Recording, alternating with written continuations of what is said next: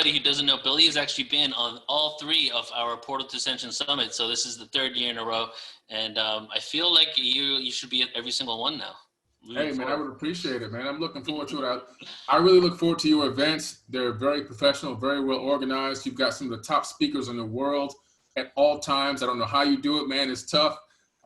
You're really plugged in, and it's so great to be a part of something that's so high quality and that people really get something out of it every time they come to one of your events. And now, obviously, we're in the virtual world. They get something out of it, and that's the most important part. Is what can you take away from this, from this event, from this conference, from this workshop or lecture? And it always seems to me, I even get something out of it. I know a lot of people are getting great information from your work, man. I appreciate it. Thank you, bro. Feeling is 100% mutual, everything that you do. And I kind of want to have a conversation about all the hats that you do wear, you know what I mean? Because you do a lot of things, man. Like the First Class Space Agency is its own entire thing that many people within the conscious community haven't even started getting into that level of mainstream disclosure, right? Mm-hmm. And then you have the anomalies that you're searching for. But I wanted to preface this whole conversation with something that I discovered this morning. My wife, Sol, she found this article from Northrop Grumman, right? Northrop Grumman, yeah. Yeah. So I want to start with this and kind of get your feedback from it and go into some anomalies, but I do want you to kind of take this conversation where you want, because the intention of this is unity. We see this world full of division. So here's the article. It was actually an ad basically sponsored by Northrop Grumman, and the ad says, hidden in plain sight are invisible aliens among us. And there's a video here of this ET in basically like New York walking and phasing out in and out of reality around all these people walking down a New York street. You open up their page and they have this whole article about how they're now finding that silicon-based organisms can actually be a reality. And there's this part here that really stood out. And I want you to kind of talk about this and talk about drip disclosure, and we can move forward from there. Yeah. So it says, Interstellar rest stop. What if invisible aliens living among us in shadow biospheres or using different building blocks? What if they already visited and aren't coming back? What if they're not alien at all? As noted by Business Insider, it's possibly that interstellar travelers visited Earth billions of years ago where their own star system was close to ours. Maybe they watched the first organic molecules form or walked among the dinosaurs. Perhaps they accidentally nudged an asteroid towards Earth on their way out of town. Other experts like Harvard's AV wondered if strange interstellar objects like the asteroid you talk about, the Oumuamua, the first known interstellar object to pass through our solar system, was actually of alien origin. And just this last part here. Here we go. He posts that seeming existence of advanced technology without alien operators could suggest a future in which humanity discovers time travel. Humans regularly visit the past and occasionally make the mistake of letting their advanced craft get noticed. Since they're physically and visually human, any crash landings or future people infiltrations would go unnoticed. In effect, they're temporal visitors, aliens by eons rather than elements. So what's your take on that? That's very interesting because they talk about the asteroid coming to Earth. They talk about phasing in and out of reality and time travel. What do you think? You know what? I think it's a little bit of everything you just mentioned. That's how incredible the story really is. Let's start off with, for example, the visitors that could be coming here, and I think they have been coming here for many, many eons. The record of these people, of these ancient Pleiadian, they originated from the Pleiades and spread out to the Orion, they spread out to Aldebaran, Epsilon, Boötis, Sirius, the Dog Star. They spread out all over the galaxy, and some of them ended up coming here to mine this solar system, not just Earth, but this entire solar system for resources. And then, some starting a breakaway civilization on this planet. And at the time that they came to this planet, people were already here. They didn't create human beings. What they did was they genetically modified the existing hominid that was on this planet, which would have been our cousin, therefore then modifying them and creating what we call a Homo sapien. But creating a being from scratch, that really didn't happen according to ancient tablets from around the world, not just from one source.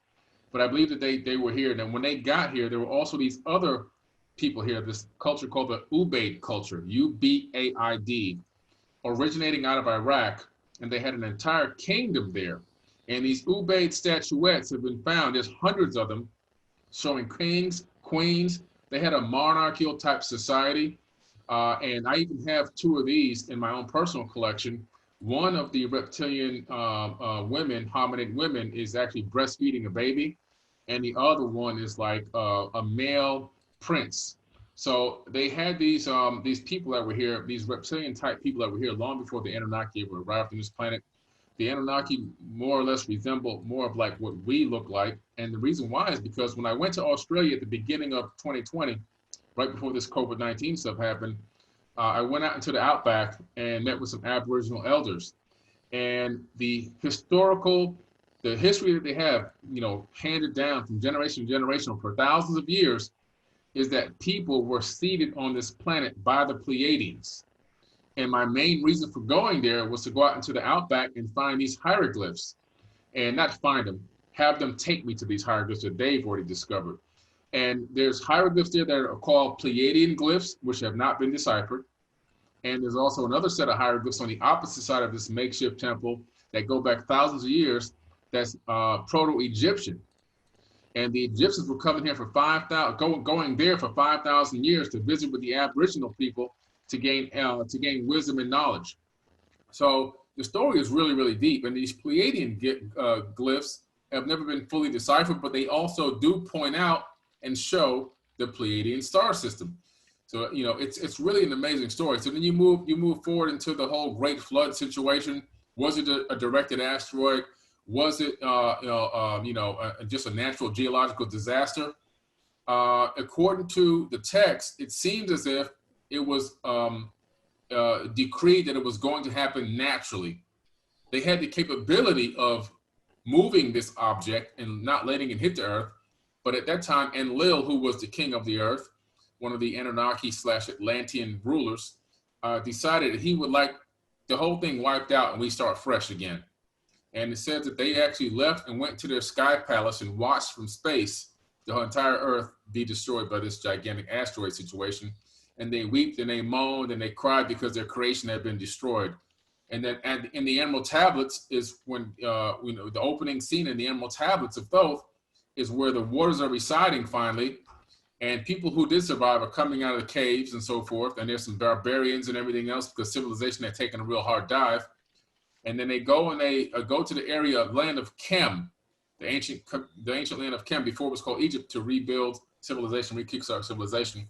And then when fast forward, you can have time travel. Time travel to me is a very real possibility, even according to most theoretical physicists. And I think that the only thing that I think is a grandfather paradox is probably not accurate to where, if you go back and kill your grandfather, you could have never been born. I think that when you go back in time, you then transpose the actual universal line. You move out of one universe into a parallel universe, therefore allowing you to go back and see yourself, see your grandfather, kill your grandfather, and still be alive.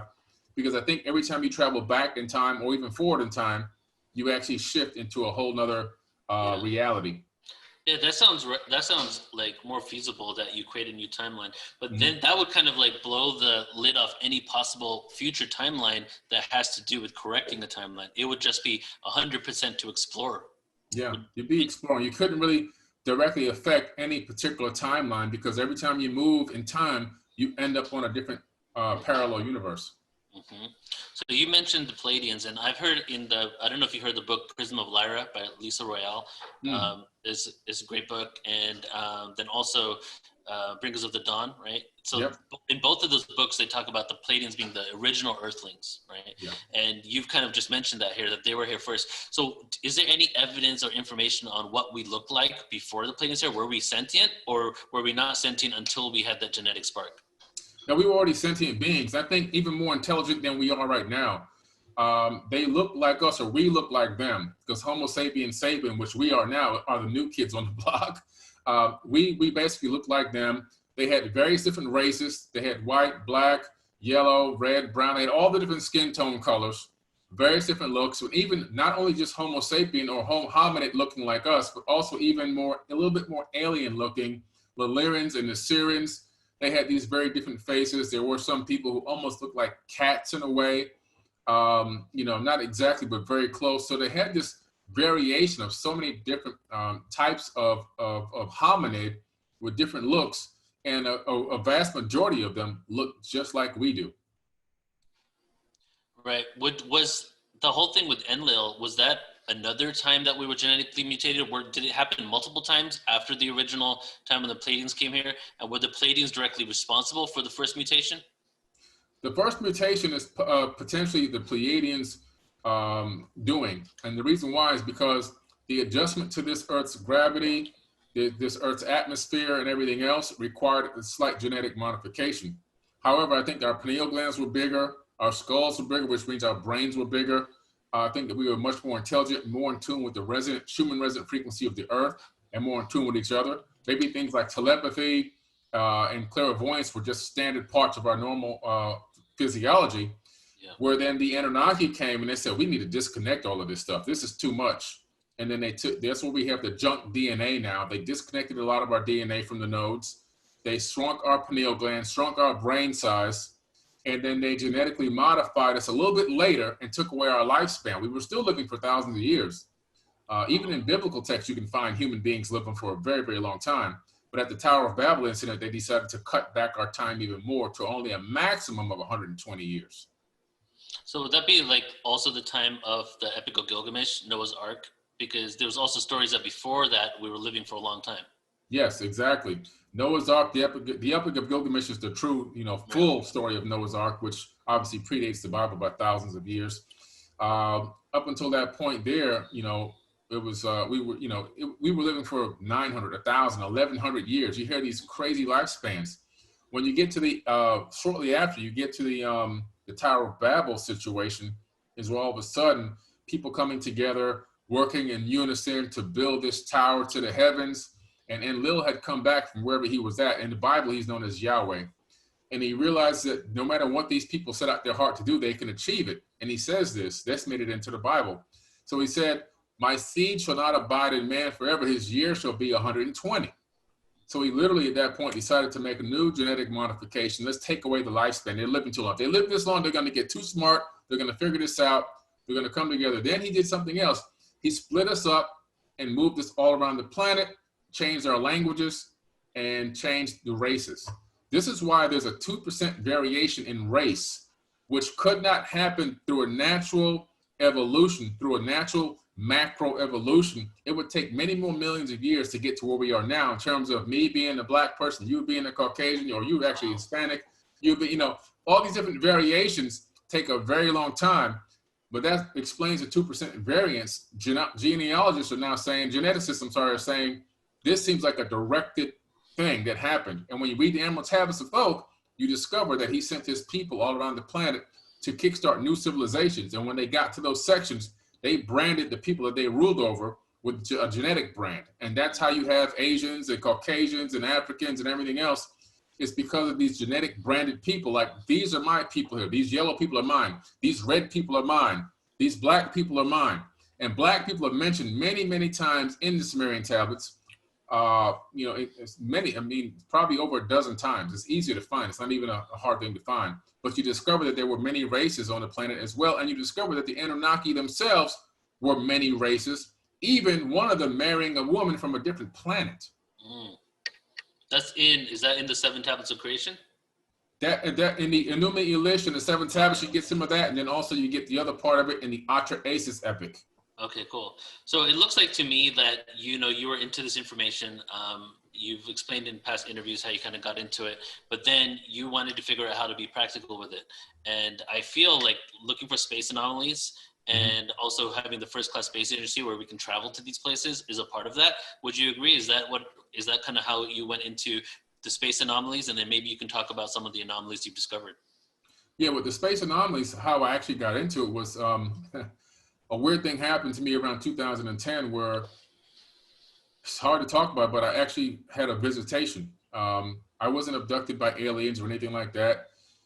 But in my house, there were 2 gray aliens. Now, what does this have to do with finding anomalies? Well, all I could tell you is they didn't speak to me telepathically, but I did have a very weird situation, a very weird experience where my brain was shaking in my skull, and then they left. Now, what that means is after that happened, this phrase was in my mind: worldwide telescope. And it happened, it just kept coming back thousands of times. So I went on my computer and I looked up on excite.com, because google.com wasn't the most popular back then. Excite. Yeah, and I typed in worldwide telescope, and the first thing that popped up was worldwidetelescope.org, which is still in business today. It was a software program back then. You had to download the software, install it on your computer, and then you can actually see all the space probe data from every mission that's ever gone out into space. And it's incredible. It's partially funded by Microsoft and tax dollars. And the first thing that I saw was Mars panoramas, Mars, and I went to Mars panoramas. I said, okay, whatever. And then I clicked on Opportunity Rover. I went in there, and it gives you the perspective as if you're looking through the actual rover on the landscape. It's a phenomenal thing. But what hit me was right away I started seeing things that didn't belong in this Martian desert. Objects, structures, things that looked like they were out of place objects. And so it just kept me digging deeper and deeper and deeper. So I started collecting these images and saving them and screenshotting them and cataloging them. Eventually, I ran into a few other people on Facebook that were doing the same thing. They had came across these same images and they were cataloging. So we formed the United Family of Anomaly Hunters so that we can really organize the proper way. And between all 14 of us now, we've downloaded well over 1 million images from all space agencies combined. And we've cataloged about now close to 60,000 space anomalies in our solar system. Wow. Yeah. Since 2010, you've categorized that many. Yeah. Is there any other organization kind of doing that, or not really? We're the biggest one. There are some individuals here and there, but we are literally the biggest organization. That our stuff has been on ancient aliens, it's been on ancient civilizations, it's been on Beyond Belief, it's been on Discovery Channel, it's been on mainstream news. It's picked up stuff, CNN, NBC, Fox. They've even picked up some of our images and talked about them on mainstream TV. So what are some key discoveries that you think you may have found that connects, let's talk about maybe the Martian civilization that existed there. What have you found over there? Well, when you read the Enuma Elish, you discover that there were these working class Anunnaki on Mars called the Igigi. Now, these Igigi are the angels that fell from heaven to earth because they left Mars and came to earth to go to battle against God, who at that time was Enlil, because the workload was too heavy. They weren't getting a break. They didn't even have, their biggest complaint was they didn't have women on Mars. So they ended up mating with the daughters of men. This is Genesis 6. They ended up mating with the daughters of men and so forth. And they took some women back to Mars with them because the agreement was made that they would forego the battle if they had a break. So that's when Enki said, we're going to genetically modify the existing hominid on this planet and create a worker race, and then taking the load off of you guys. And you guys can just oversee and run like that. And that's what happened. But so there was a concurrent civilization running both on Mars and Earth at the same time. The one on Mars was slightly more advanced than the one on Earth because it had a little bit higher level of technology. And when I started reading these ancient tablets and started looking at these anomalies, I started realizing, wow, this is evidence of this Atlantean civilization that wasn't just on Earth. It wasn't just a ring city. It was a global civilization on Earth, and it was an interplanetary civilization making its way from Earth to the moon, all the way to Mars. Wow, that's amazing. And we're actually going to do a space anomaly conference together, right? Which is going to be next year. I'm just going to, before we get into some questions from people, just show everybody here. We're going to do a space lunar anomalies online conference in which Billy is going to be on it, and then you're going to also recommend another anomaly hunter, right? Mm-hmm. And this one is going to be all days, 8 hours, with just us basically going over as many anomalies as possible and then dissecting what the theories are behind them, right? Yeah. So let's get into a couple of questions here. Carol is asking, do you agree with Madame Blavatsky's timetable for the root races? You familiar with that? For the root races. Yeah, I've read that. I've studied that and I've read it. It's pretty interesting. Now, to me, there are some things that are valid about it and make a lot of sense chronologically. And there are things that kind of leave a few holes. But overall, I believe that it's pretty interesting. I think it's a great, great theory that should be researched and investigated a little bit more. Is it possible to travel back or forward in time when dreaming? When dreaming, now that's a very good question. I believe that dreams are a lot more real than the reality that you have when you're in your awakened state, in my personal opinion.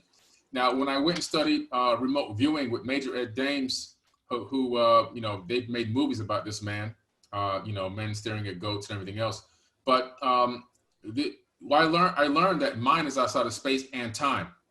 And so you get into this semi-awake, semi-daydream state during a remote view, and where you send your mind, instead of doing an astral projection where you try to send your entire spirit somewhere, you only send the consciousness somewhere. And you can send it backwards and forwards in time. So in that case, I would have to say the answer to that question is yes. Mm-hmm.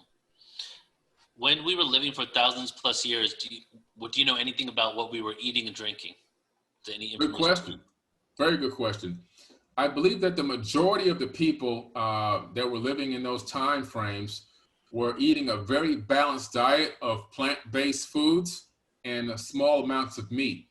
When you look at the history of those times and you read some of those ancient texts, if you read inside of the Torah, if you read inside of the biblical text, the Quran, in those texts, which are a little bit newer than some of the more ancient texts, but even when you go to the Sumerian tablets, you see the same consistency of majority of plant-based. Now, some people were eating all plant-based and some people were eating a mixed diet. As a matter of fact, here's something interesting to answer that question. You look at the Garden of Eden incident where Cain killed his brother, right? Cain killed Abel. One of them was presenting God with vegetables, the first harvest and fruits. And the other one was presenting God with only meat.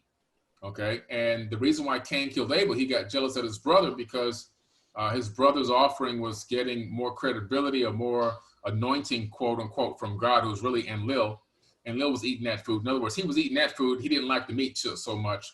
So, so he was a plant-based guy, probably, you know. So you see this weird situation where a guy got killed because his God was a vegan or something. I don't know. That's hilarious. Enlil was probably a vegan.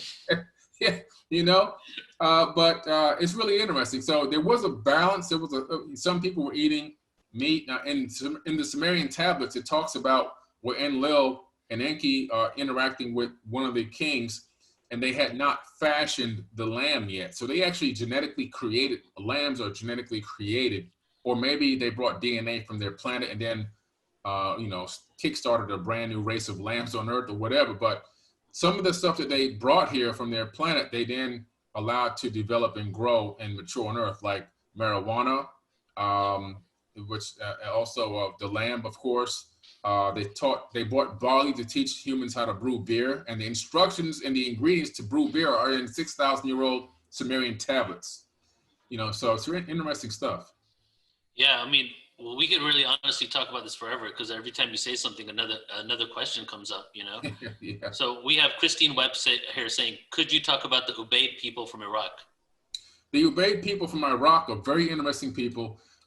They had established a civilization on this planet thousands of years before the Anunnaki arrived. The first Anunnaki arrived on this planet, which developed the Atlantean civilization.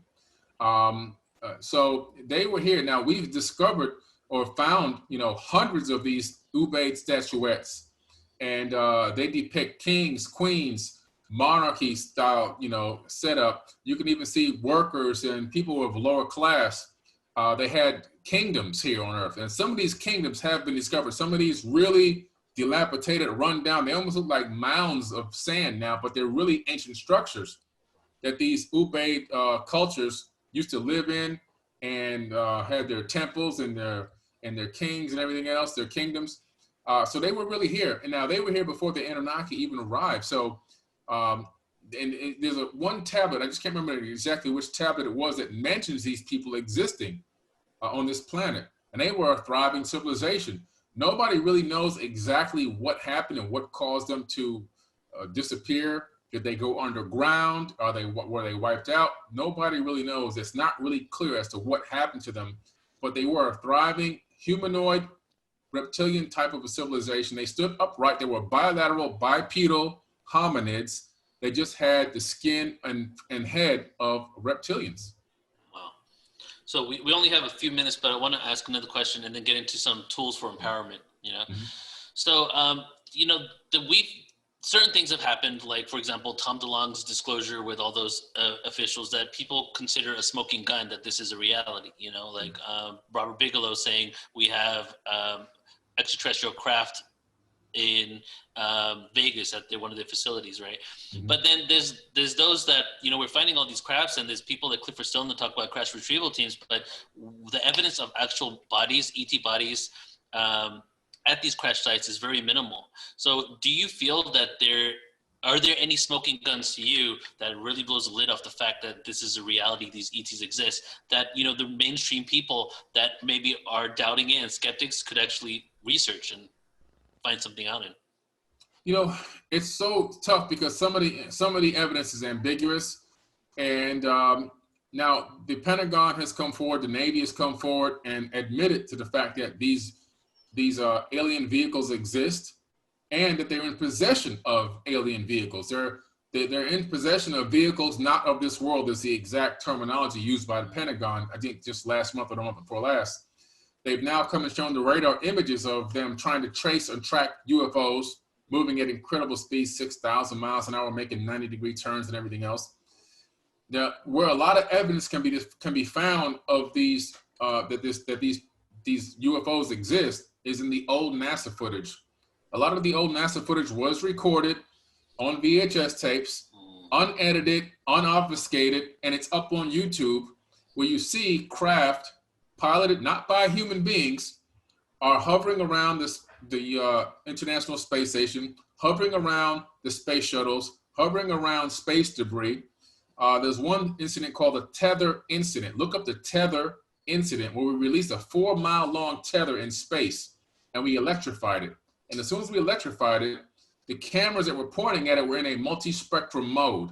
And in multi-spectrum, we were able to see these gigantic UFOs. One of the UFOs crossed over this tether. And what's important about that, it gave us the ability to measure it. It was ridiculous. It was ridiculous. It must have been the size of, I think, 3 or 4 football fields is what the statement was.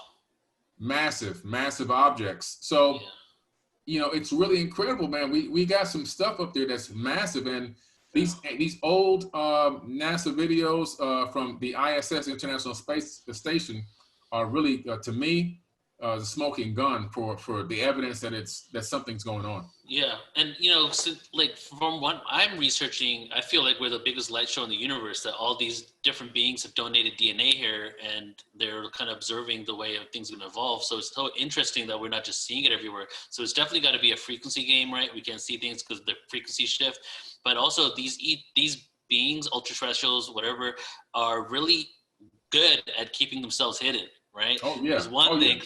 And then the second thing is the government. The one that does slip over, there's government, you know, I mean, Clifford Stone was sent to Vietnam to retrieve a crash of a UFO. You know what I mean? So I think that's probably what's going on.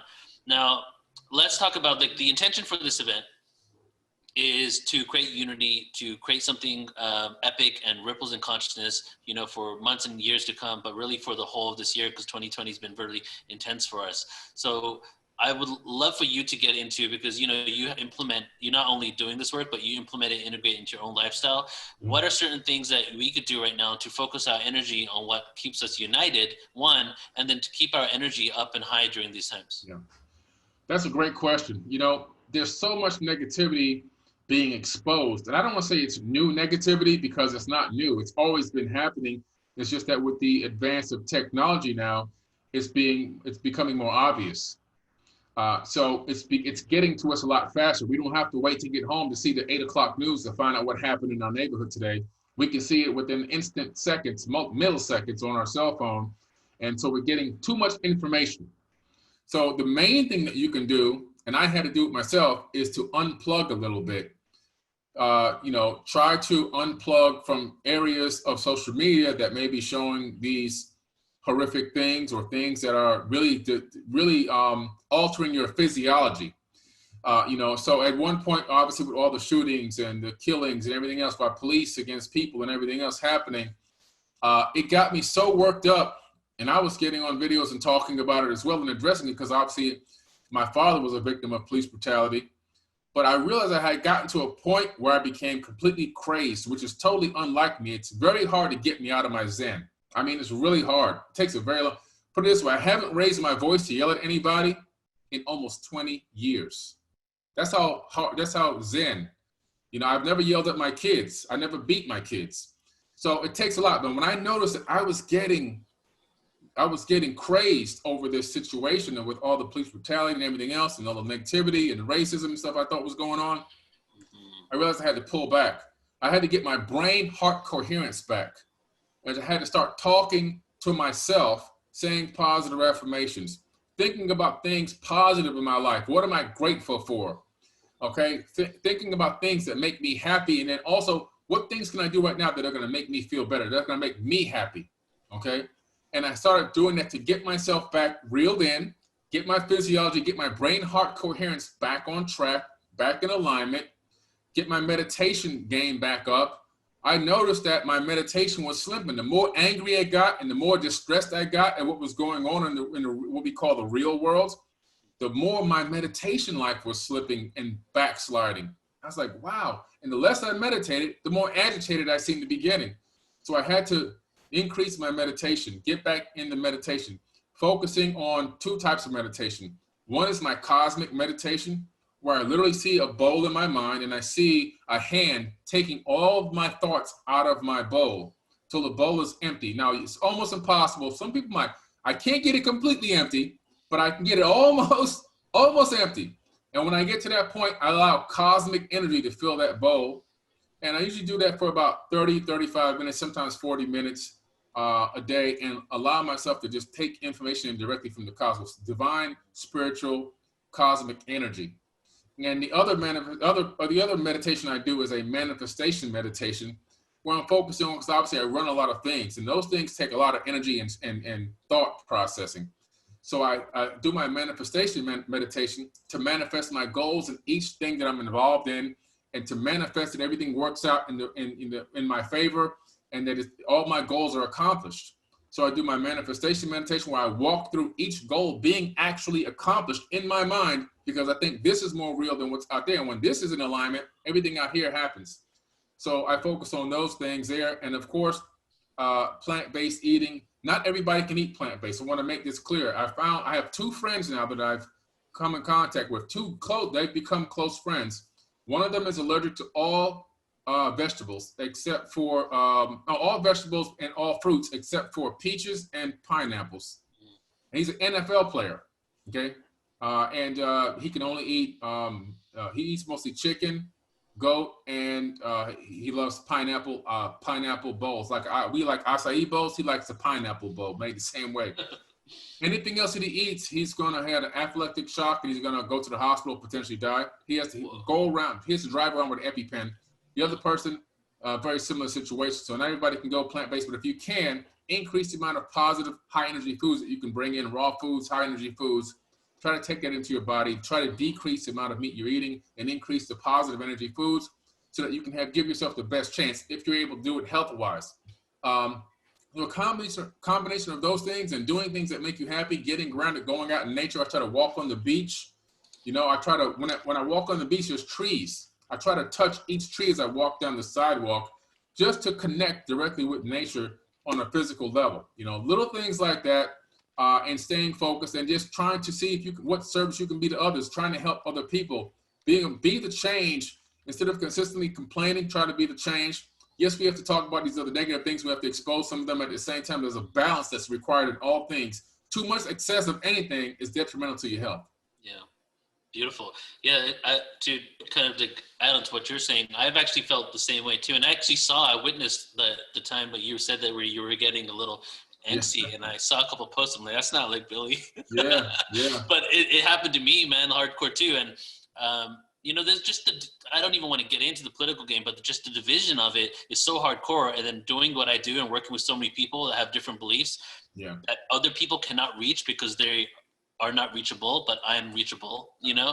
So I get the brunt of a lot of arguments for the speakers, and it is driving me crazy to the point that I literally, multiple reasons, but I literally just picked up and drove to Michigan through 16 states in the last 2 weeks with my wife, and went to a lake house there, and literally I had no time to talk about the news because I was driving 10 hours a day for 2 weeks, right? Yeah. So it was getting to me, and then when I had all that time, 10 hours a day, literally driving, I was thinking, and I was coming up with a detox plan of social media and the internet, because everything I do is online and the internet, so I needed to have that presence. But even someone that is so involved in the online world, I have now come up with some boundaries where I'm disconnecting, I'm deleting certain apps, I'm going to only work 6 hours a day up until the end of the year. Because a lot of people have time to focus, but when you have so much time in your hand, you might concentrate on the news and the media, and then you're inundated with all this negativity. And now that you have all this time, you've kind of switched it out with complete BS, really, that's kind of making you feel bad about yourself. But you actually have the time to do the opposite of that, right? So what you touched on is that there are many types of meditation, right? Vegan is not for everybody.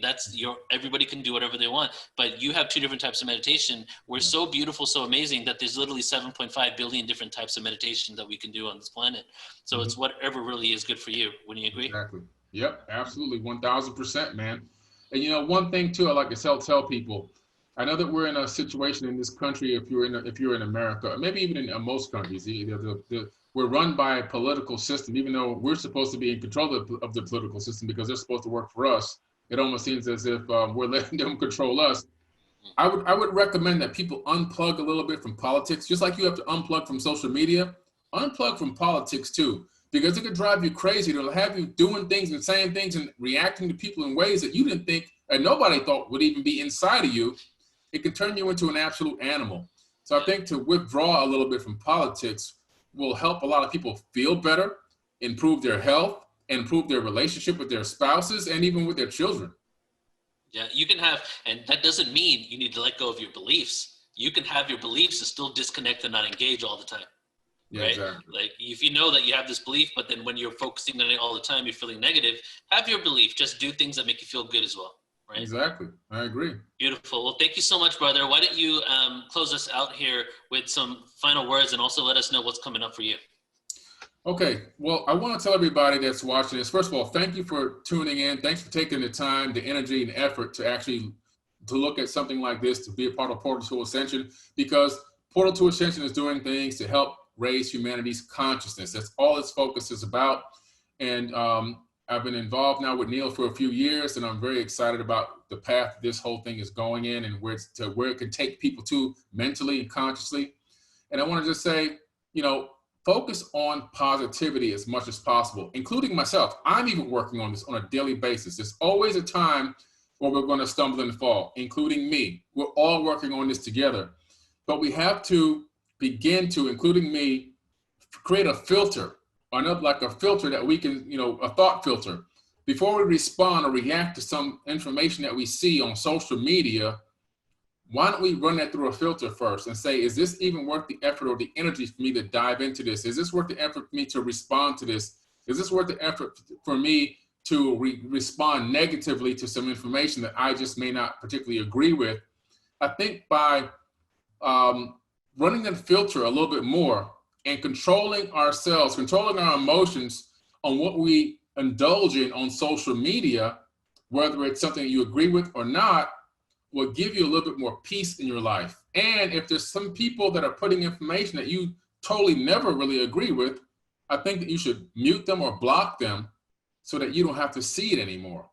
Okay, it's time to take back your peace. Take back your tranquility. Bring the tranquility back into the house.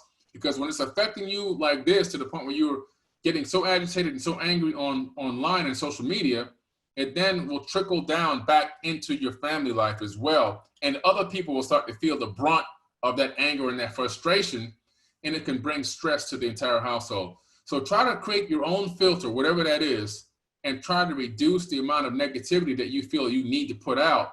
Focus on just positive affirmations and positive things. If it's getting to a point where it's always a fight on a daily, you shouldn't have to fight every single day on social media. Other than that, I am on Forbidden Knowledge TV. I have a new TV network called Forbidden Knowledge TV with the number 4. and you can go to 4BK, number 4BK.tv, and register for a free 3-day trial. You can also look on Roku, Amazon Fire TV, Apple TV, and of course iOS apps and Android apps for Forbidden Knowledge TV. It's a 5-star app. Thousands of people are on there now, and there's over 2,000 programs up there right now. Great, incredible, conscious content you can share with the entire family.